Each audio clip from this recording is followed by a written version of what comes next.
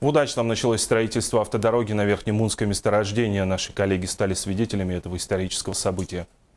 1 ноября 2015 года эта дата будет вписана в летопись алмазодобывающей промышленности. Это день, когда началось строительство долгожданной круглогодичной дороги на Верхнемунское месторождение.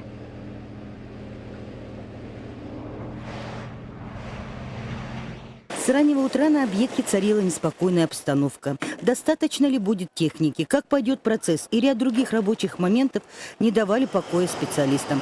Казалось, все было заранее подготовлено. Однако определенное волнение присутствовало.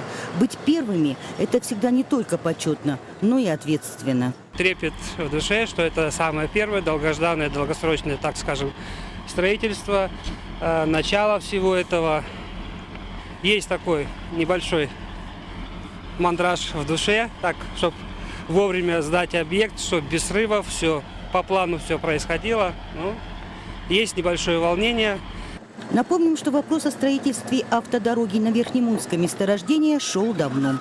Однако, рассмотрев все технико-экономические обоснования, пришли к выводу, что необходимо строительство круглогодичной дороги, по которой руда будет вывозиться на обогатительную фабрику номер 12 Удачнинского ГОКа. 2 бульдозера КАТ-Д-9, каток фирмы «Бамаш», 3 автосамосвала КАТ-785Би были задействованы на отсыпке дороги. Работы будут вестись круглосуточно. И, как утверждают специалисты, все будет выполнено согласно утвержденного графика.